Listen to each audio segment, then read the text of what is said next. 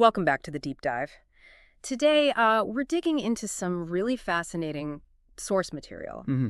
It's all focused on redefining mission success.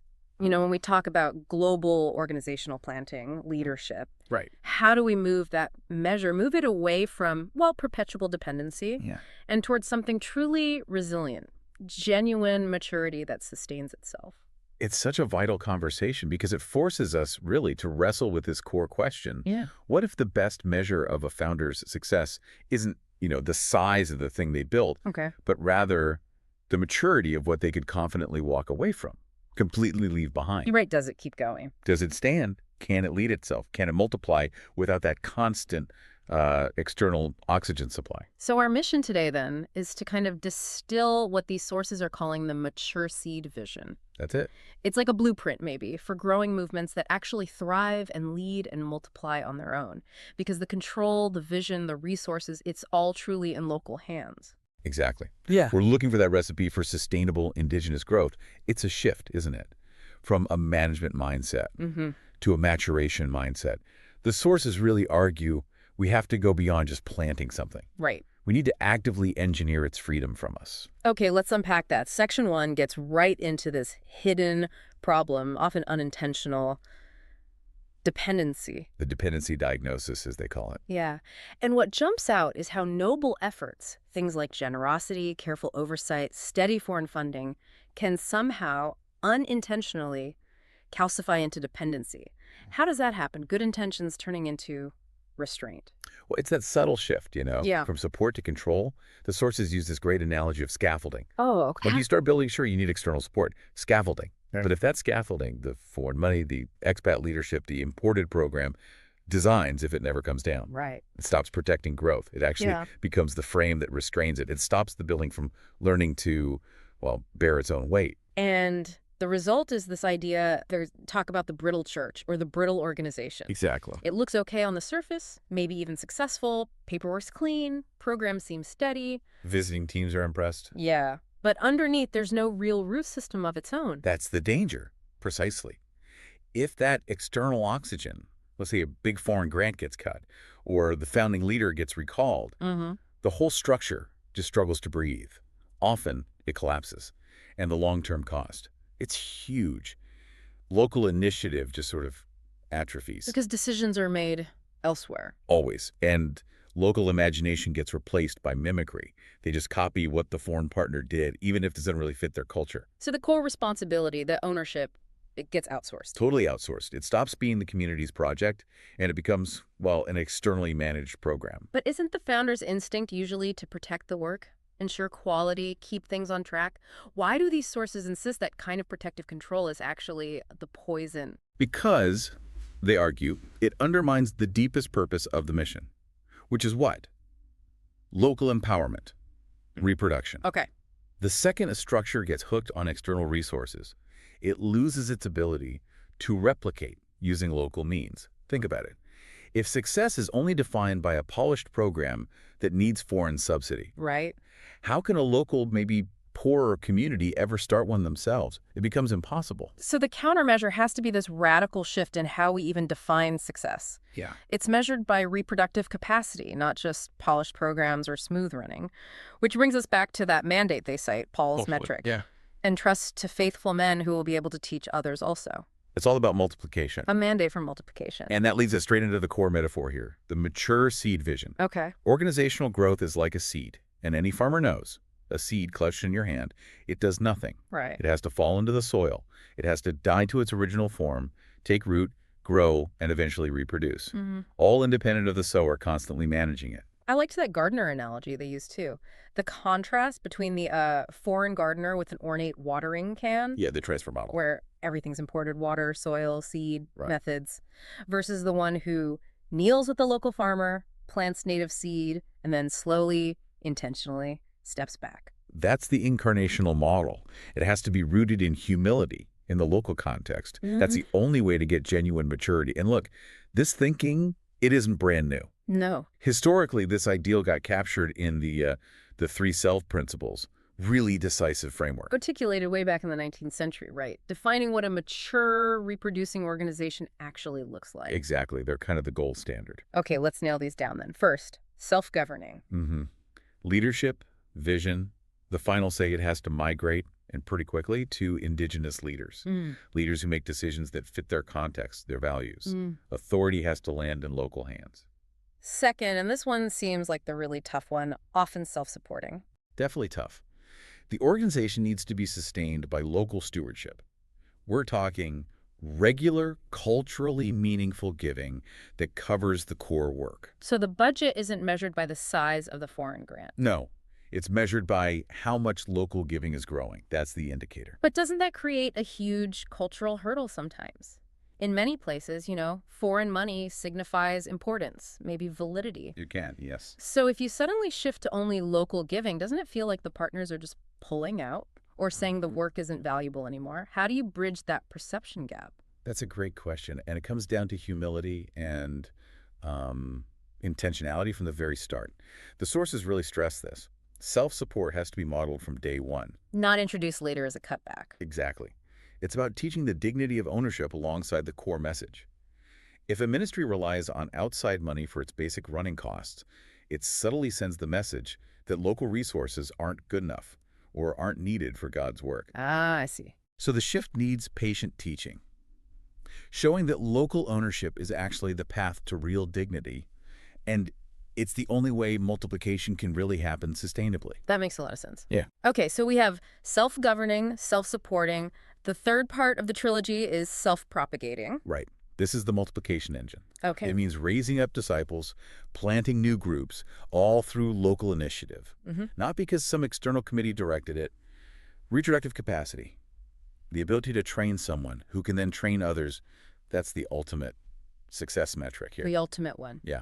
And the sources also briefly mention some expanded marks for a really robust movement. Things like self-theologizing, meaning Scripture gets taught in ways that really connect, using local language, local metaphors, not just imported frameworks, and also self-resilience, the ability to adapt, to survive under pressure without collapsing.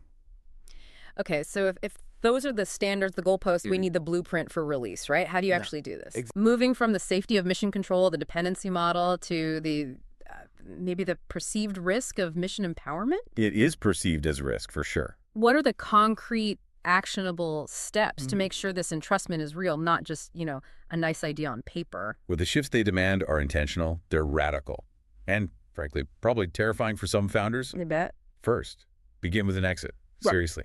The sources say you draft a handover covenant at the very start when you plant. Wow, okay. Set clear, measurable milestones. For governance transfer, for financial independence, for legal ownership. The exit isn't a contingency plan for failure. It's designed as the measure of success. That feels incredibly counterintuitive, maybe even irresponsible to some ears. Planning your departure from day one, how do they justify that? They justify it because the alternative, that sort of open-ended commitment, almost always breeds dependency. It just settles in. By setting hard milestones, clear deadlines, it forces everyone, the expat and the local apprentice, to take the training seriously, with urgency. It reframes the expat's role. You're not the permanent manager, you're a temporary catalyst. And how do you make sure the local leaders are ready when that deadline arrives? That must be where the people development tools come in, like Timothy pairing. Exactly right. Pair every single expatriate leader with a local apprentice. And here's the key. Make the growth and competence of that apprentice the primary KPI, the key performance indicator for the expatriate. So your success isn't about your programs. Nope. It's about how many competent, ready leaders you produce and release. And the sources get specific on how to do that development. I think they mentioned the 12-week apprenticeship sprint. Yes, it's very practical, focused on doing, not just sitting in a classroom. Right. It's a simple, repeatable cycle. Right. All about hands-on transfer of skills, of authority. They move through stages like co-leading something, that supervise leadership, then leading independently. And crucially, the criteria for moving up. Its character, observable fruit, and cultural trustworthiness. Not just academic credentials. Not primarily. You're affirming the person the community actually trusts and follows, not necessarily the one with a degree from overseas. Okay, let's circle back to the money piece, because foreign funding is almost always the tightest leash, isn't it? It really is. How do you shift financial power responsibly? By using what they call catalytic funding. Think of it as seed, not oxygen. Okay, seed, not oxygen. I like that. You design grants with explicit sunset clauses, clear end dates, and very clear capacity building goals tied to the money. You're not funding payroll forever. Right.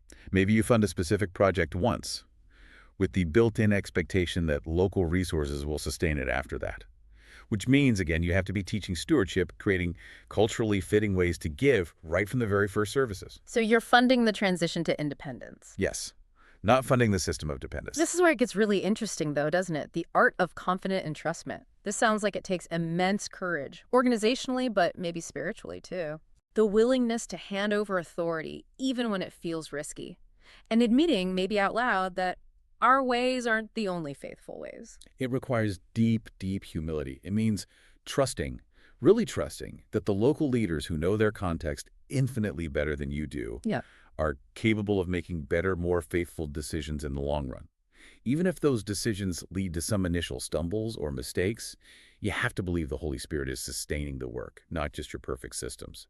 That kind of trust, that mindset, it needs practical tools too, right? Yeah. For managing the risk. That's where the delegation ladder comes in. Tell us about those rungs. Yeah, the delegation ladder makes the process visible, less overwhelming. It breaks down this huge task of transferring leadership into 6 manageable steps. What are they? Observe, then assist, then co-lead, then lead with a coach watching, then lead independently, and the final step is train to train.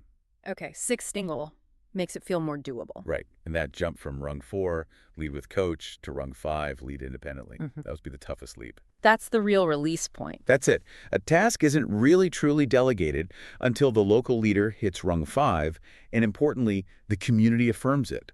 They see it and agree. And that's why the release covenant you mentioned earlier is so critical for accountability. Essential for accountability. It lays out those tangible benchmarks.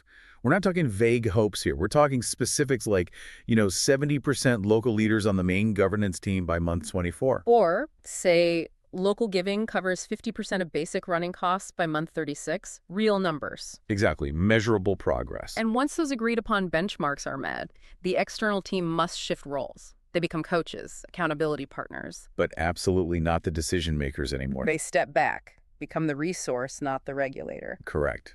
Which, of course, raises the big question, what happens when they mess up?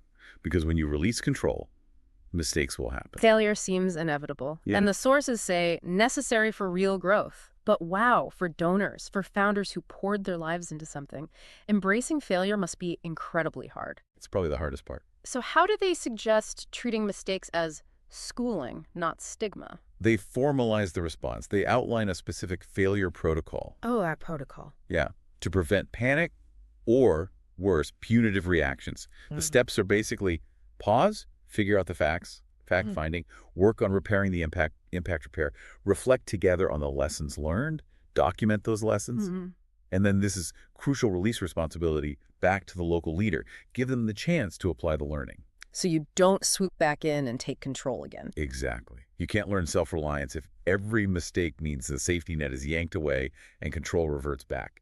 The system has to absorb some failure. That protocol sounds like it builds accountability without shame. Okay, so what does this all point towards, the ultimate goal? We're moving way beyond just maintaining something. Way beyond. The ultimate goal is multiplication. Success is finally achieved when the whole movement shifts into ascending posture, Ascending posture. meaning every leader who gets trained is then required to apprentice and commission another leader. That train-to-train mandate gets embedded deep in the DNA. So it just keeps going. It ensures reproduction is happening at every level. That's how you move from dependence to, well, maybe dominance is too strong a word, but true thriving in the local context. This whole deep dive, it really reframes what leadership legacy even means, doesn't it? Completely. The future resilience of these global movements, it doesn't depend on how many external resources keep getting poured in, but on the courage to actually entrust leadership, vision, responsibility fully to indigenous believers. Legacy stops being a noun, something you build, Hmm. and becomes a verb to entrust, to enable, to send. And think about that principle. It applies way beyond missions, doesn't it? Whether you're leading a team at work, launching a business, involved in education, Yeah. anything. True maturity, real lasting success, Mhm. often comes when the project, the organization, the team thrives without the founder's constant presence and control. It takes immense trust, humility, and just a sheer courage to let go. So the final thought for you, our listener, if success really is measured by what you can competently leave behind, what's the single biggest barrier stopping you right now in your own work, your own sphere of influence from releasing control and truly empowering the people around you? What's holding you back from letting go? Something to mull over. We'll talk to you soon on the next Deep Dive.